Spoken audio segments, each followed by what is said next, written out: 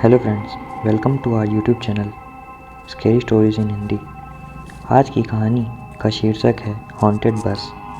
कहानी शुरू करने से पहले मैं आप सभी को बताना चाहता हूँ कि अगर आपने हमारा चैनल अभी तक सब्सक्राइब नहीं किया है तो सब्सक्राइब कर लें, क्योंकि इस चैनल पे हम आगे भी ऐसी डरावनी कहानियाँ अपलोड करने वाले हैं।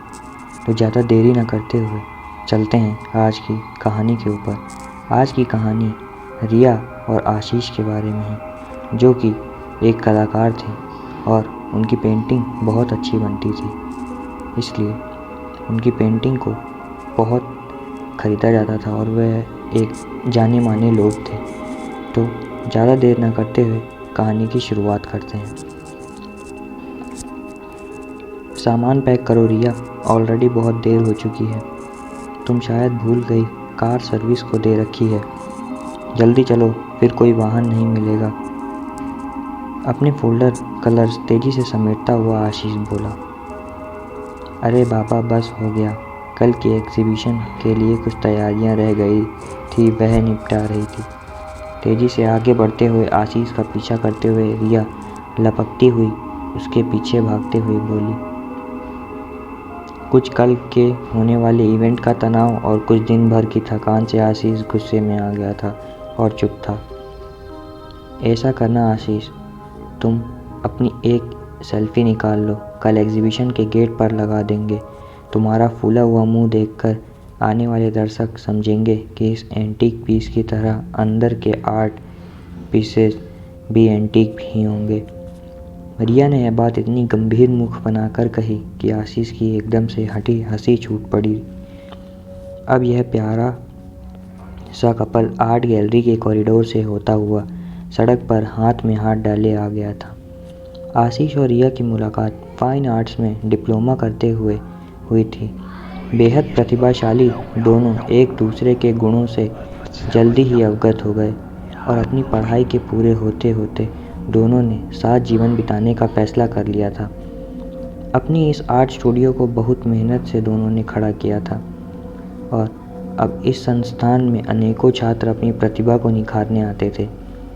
कल का दिन दोनों के लिए बहुत खास था, क्योंकि वह अपनी जीवन की पहली आर्ट एग्जीबिशन लगाने वाले थे। रिया बोली, आशीष देखो, कैब बुक कर लेते हैं। सड़क पर पसरा सन्नाटा देखकर रिया थोड़ी चिंतित हो गई थी, इसलिए वह बोली।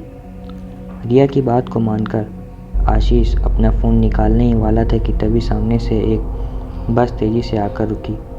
बस रुकते ही बस का दरवाज़ा झटके से खुल गया। बस के अंदर झांकते हुए आशीष ने पूछा, सिविल लाइन्स जाएगी क्या यह बस? अंदर बैठे भावहीन चेहरे वाले व्यक्ति, जो शायद कंडक्टर था, ने कहा, हाँ। उसका गंभीर चेहरा देखकर आशीष कुछ सोच ही रहा था कि रिया उसका हाथ पकड़कर तेज़ी से बस में चढ़ गई और बोली, अरे वाह, जल्दी चलो। बस पूरी भरी हुई थी। बस बैक सीट खाली दिखाई दे रही थी। दोनों तरफ की सीट के बीच बनी लेन से गुजरते हुए दोनों पीछे तक जा पहुँचे। उस लेन से गुजरते हुए आशीष ने एक बात महसूस की कि सभी के चेहरे नीचे झुके हुए थे। पीछे बैठे हुए आशीष ने यह बात जब रिया को बताई तो वह बोली, रात का समय है, ज़्यादातर लोग सो ही रहे होंगे। उनके बैठते ही खट की आवाज़ से मेन डोर बंद हो गया और घर की आवाज़ के साथ बस चल दी। रात गहराती जा रही थी। रिया के साइड में करीब 10-12 साल की एक लड़की बैठी थी। रिया उसको देखकर मुस्कुराई, लेकिन वह पत्थर की तरह बैठी रही। उसकी मासूमियत बरबस रिया का ध्यान अपनी ओर खींच रही थी। कला की पारखी रिया उसे जल्दी से जल्दी अपनी ड्राइंग शीट पर उतारना चाहती थी। थोड़ी देर शांति रही। बस भी तेज़ी से दौड़ती जा रही थी। लड़की को सपाट अपनी तरफ देखते देख रिया उससे बात करते हुए बोली, हेलो बेटा, आप अपना स्केच बनवाओगी? लड़की अब भी शांत थी। हाँ, उसने हाँ में सर हिला दिया था। धीरे धीरे बस में अजीब सी आवाज़ें आने लगी, जैसे कि शायद कोई रो रहा था। धीरे धीरे आवाज़ बढ़ने लगी। घबराकर आशीष ने अपने से थोड़ा आगे वाले यात्री से पूछा, जो सिर झुकाए बैठा था, क्या हुआ? यह कैसी आवाज़ें आ रही हैं? जैसे ही उस व्यक्ति ने सिर उठाया, उसका आधा चेहरा जला हुआ था। देखकर रिया की चीख निकल गई। वह व्यक्ति बोला, शायद आगे किसी को चोट लगी है, इसलिए रो रहा है। धीरे धीरे बस में रुदन बढ़ता जा रहा था। रिया ने देखा, बराबर बैठी लड़की का चेहरा पूर्व पत्थर की समान ही था, लेकिन उसकी आंखों से लाल आंसू बह रहे थे। आशीष और रिया पूरी तरह से घबरा चुके थे। आशीष ने खड़े होकर जोर से चिल्लाना शुरू कर दिया, बस यहीं रोक दो, हमें ही उतरना है। लेकिन बस थी कि रुकने का नाम नहीं ले रही थी। बस में लाइटें भी तेज़ी से जलने बुझने लगीं। आशीष रिया को लेकर पीछे वाले एग्ज़िट गेट तक पहुंचा। अगले स्टॉप पर बस की थोड़ा हल्का होते ही वह रिया को लेकर कूद गया। थोड़ी गति में होने के कारण रिया और आशीष को हल्की चोटें आई थी।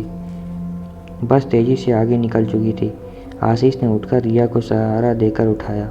अब दोनों बस जल्दी से घर पहुंचना चाहते थे। वहां से दोनों ने कैब बुक कर ली। घर पहुंचने तक रिया बेहद घबरा गई थी। आशीष ने उसको कॉपी और पेन किलर देकर सुला दिया। गिरने से उसे खुद भी बहुत चोटें आ गई थी। वह भी पेन किलर खाकर सो गया। सोने की कोशिश कर रहा था, लेकिन बार बार रह रहकर उसे बस की वह घटना याद आ रही थी। सुबह नाश्ते की टेबल पर दोनों बेहद शांत थे। रात की वह घटना से अपना ध्यान हटाकर आज के अपने बहुप्रतीक्षित इवेंट में ध्यान लगाना चाहते थे। बस आशीष यह बोला, वह कोई साधारण बस नहीं थी, वह ज़रूर हॉन्टेड बस थी। रिया हंस पड़ी, अरे तुम कब से बातों को मानने लगे? लेकिन आशीष अब उसकी किसी बात का उत्तर देना नहीं चाहता था। आर्ट गैलरी जगमगा रही थी। आशा के विपरीत अप्रत्याशित भीड़ को देखकर दोनों बहुत खुश थे। आशीष दौड़ दौड़ कर सब व्यवस्था देख रहा था। रिया आए मेहमानों के एक समूह को किसी आर्ट पीस की विशेषताएं बताने में मग्न थी। तभी उसने देखा, वह बस वाली लड़की उसकी तरफ आ रही थी। उसको देखकर रिया तेज़ी से उसके पास गई और बोली, तुम यहाँ कैसे? पूछने पर लड़की बोली, आपने ही तो कहा था कि तुम्हारा स्केच बनाना है, तो मैं बाबा के साथ आई हूँ। अरे बुलाओ बाबा को, कहाँ है वह? रिया ने एंट्रेंस की तरफ झांकते हुए पूछा। वह मुझे छोड़ गए हैं, आप तब तक मेरा स्केच बनाइए, अभी आते होंगे। रिया बोली, अच्छा आओ बेटा, कहकर उसने अपनी एक स्टूडेंट से लड़की के लिए चॉकलेट लाने को कहा। उसने आशीष को भी मैसेज कर दिया कि वह वहाँ आ जाए। वह जल्दी से जल्दी आशीष को दिखाना चाहती थी कि देखो, यह लड़की आई थी। आशीष मन में उस बस के लिए गलत बात पाले बैठा था। रिया उस लड़की को बिठाकर स्केच बनाने लगी। मैडम, यह चॉकलेट किसको देनी है? चॉकलेट लेने वाले स्टूडेंट ने जब रिया से पूछा तो रिया बोली, अरे इस लड़की को। और उस लड़की की तरफ मुंह करके बोली, अरे बेटा, मैं तो आपका नाम ही पूछना भूल गई। तब तक आशीष भी आ चुका था। वह बोला, किससे मिलवाना है? वह परेशान था, उसके हाथ में अखबार था। मैडम, आप किससे बात कर रही हैं? यहाँ तो कोई भी नहीं है। रिया को चॉकलेट देता हुआ वह स्टूडेंट आगे चला गया। अब रिया के माथे पर पसीना आ गया। देखो रिया, हमारा जिस बस में बैठे थे उसका कल सुबह ही एक्सीडेंट हो गया था और सारे यात्री मर गए थे। आशीष की आवाज़ उसके कानों में दूर से आती महसूस हो रही थी। सामने बैठी लड़की मुस्कुरा रही थी। कोई मुझे नहीं देख पाएगा, सब भूत समझते हैं ना मुझे। आपने मेरा स्केच बनाने को कहा था, मैं सिर्फ आपको दिखूंगी। आप मेरे बहुत सारे स्केच बनाना। रिया की आवाज़ उसके गले में घुटती हुई महसूस हो रही थी और उसके हाथ बिना उसके नियंत्रण के उस लड़की का स्केच बनाने में व्यस्त थे।